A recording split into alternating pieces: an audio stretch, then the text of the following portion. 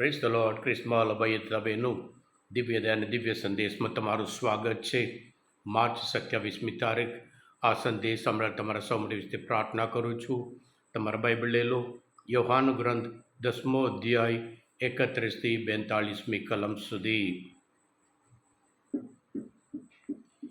યહૂદીઓએ ફરી ઈસુને મારી નાખવા પથ્થરા ઉપાડ્યા.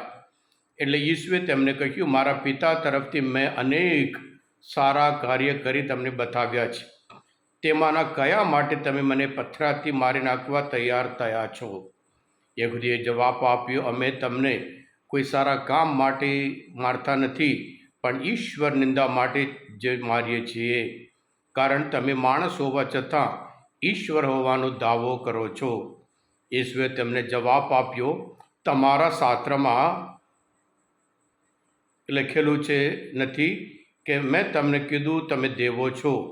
જેમને ઈશ્વરની વાણી પ્રાપ્ત થઈ હતી તેમને જો દેવો કહ્યા છે અને શાસ્ત્ર ખોટું નહીં હોય, તો પછી પિતાએ જેને પોતાના કાર્યની દીક્ષા આપીને જગતમાં મોકલ્યા હતા એવા મેં ઈશ્વરનો પુત્ર એમ કહેવું એટલા ખાતર હું ઈશ્વર નિંદા કરું છું એમ કેમ કહો છો?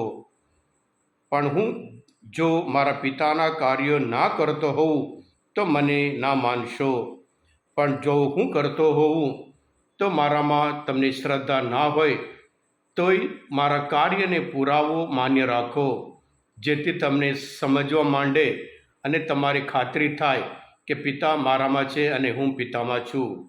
આથી તેઓ ફરી ઈસુને પકડવાનો પ્રયત્ન કર્યો, પણ તેઓ તેમના હાથમાંથી છટકી ગયા અને ફરી યર્દન નદીની સામે પાર, જ્યાં પહેલાં સ્નાન સંસ્કાર કરાવતા હતા, ત્યાં ચાલ્યા ગયા અને ત્યાં રોકાયા. ઘણા માણસો તેમની પાસે આવ્યા અને કહેતા હતા, અલબત્ત યોહાને કોઈ ચમત્કાર કર્યો નહોતો, પણ તેમણે આ માણસ વિશે જે કંઈ કહ્યું હતું તે બધું સાચું ઠર્યું છે.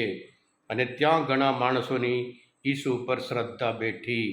આ પ્રભુની વાણી છે, તે આપણો આધાર છે. ક્રિસ્મલ અભયતાબેનનું પ્રભુ ઈસુના વિરુદ્ધ દુશ્મનામાં ટોચે પહોંચે છે. પ્રભુને બીજી વખત પથ્થર લઈને મારી નાખવા માટે તૈયાર થયા છે. એટલે પ્રભુ અફસોસ થઈ ગયા, અરે તમે શાના માટે મારા ઉપર આટલો બધો ગુસ્સો, મને મારી નાખવા માટે કેમ આટલો બધો તમે પ્રયત્ન કરતા હોય છે એમ? કારણ કર્મકાંડમાં ત્યાં લખેલું હતું, જે કોઈ પ્રભુના નામની નિંદા કરે છે તેને મૃત્યુદંડ દેવો, એમ કરીને ત્યાં લખેલું હતું. એ લઈને આ લોકો આ ઈશ્વર નિંદા કરે છે એમ કરીને પ્રભુ ઈસુ પર ગુસ્સો. ક્રિસ્મલ અભયતાબેનનું પ્રભુ ઈસુ ઘણા જ સારા કાર્ય કર્યા. સુખી જીવન જીવવા માટે, મુક્ત જીવન જીવવા માટે માર્ગ બતાવ્યો. જ્યારે લોકો ભૂખ્યા હતા તેમને ખવડાવ્યા, જે કોડિયા હતા દુઃખી હતા તેમને સાજા કર્યા અને જીવનમાં આનંદ નવું જીવન આપ્યું હતું. જે વિધવાનો એકનો છોકરો મરી ગયો હતો તેને ફરી જીવતો કર્યો હતો. આવી રીતે બધું કાર્ય કરે છે, કોઈ માણસ ના કરી શકે. અને પછી પ્રભુ ઈસુ પોતે એ લોકો ગીત શાસ્ત્રમાં વધારે માને છે. ગીત શાસ્ત્રમાં 42મો અધ્યાય 6ઠ્ઠી કલમમાં જે ન્યાયાધીશ છે એમને એ લોકો કહેતા હતા દેવો છે.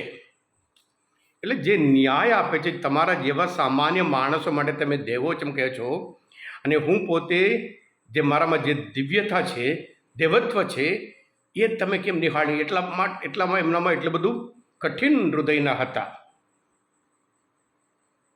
ઈશ્વર પોતે એમને અભિષેક કરીને, જેમ લુકના ગ્રંથમાં 6 અધ્યાય 18 કે મારામાં પ્રભુનો આત્મા ઉતરી આવ્યો છે, તેણે મને એટલા માટે અભિષેક કર્યો છે. સંસ્કાર પામ્યા પછી એટલા ઉત્સાહથી જે હેતુ માટે આવ્યા હતા એ બતાવે છે. અને આ લોકોનું કઠિન હૃદય જોઈ, અવિશ્વાસ જોઈ પ્રભુ ઈસુ બહુ નારાજ થઈ ગયા, દુઃખી થયા. જ્યાં બાપ્તિસ્મા લીધા હતા ત્યાં જાય છે ફરી નવી શક્તિ પ્રાપ્ત કરવા માટે. કારણ કે પ્રભુ ઈસુ જે હેતુ માટે આવ્યા હતા એમાં તો આગળ વધવાનું છે. ભલે આટલા બધા લોકો વાંધો છે, આટલા બધા વિરોધ છે, માનવા તૈયાર નથી, પથ્થર લઈને મારી નાખવા તૈયાર છે, પણ સમય આવે, જાતને જ્યારે પ્રભુ ઈસુ અર્પણ કરે ત્યારે જ પ્રભુ ઈસુ ઉપર એ લોકો હાથ મૂકી શકે. હા કૃષ્ણવાલા ભાઈ તબેનું, જેમ પ્રભુ ઈસુને અભિષેક કરીને ઈશ્વર મોકલ્યા હતા, આપણે પણ આપણે સ્નાનસ્કાર દ્વારા ઈશ્વરના સંતાન બનીએ છીએ અને આપણે અભિષેક કરવામાં આવે છે.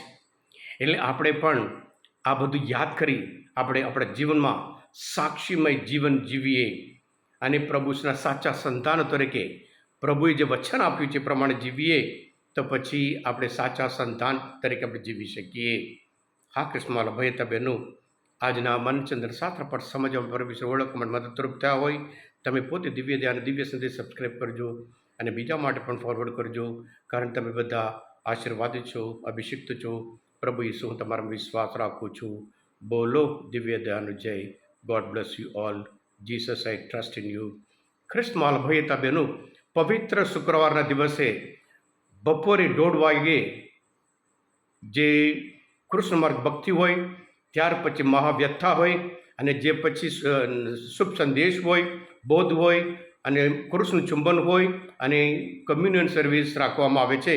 એટલું યાદ રાખી, જે પ્રથમ શુક્રવાર નવેમ્બર 3જી તારીખ પુણ્ય શુક્રવાર છે, એ વિધિમાં ભાગ લઈ આપણે પ્રભુના દુઃખ સાથે આપણે એમનો સાથે સહભાગી થઈએ. આમેન.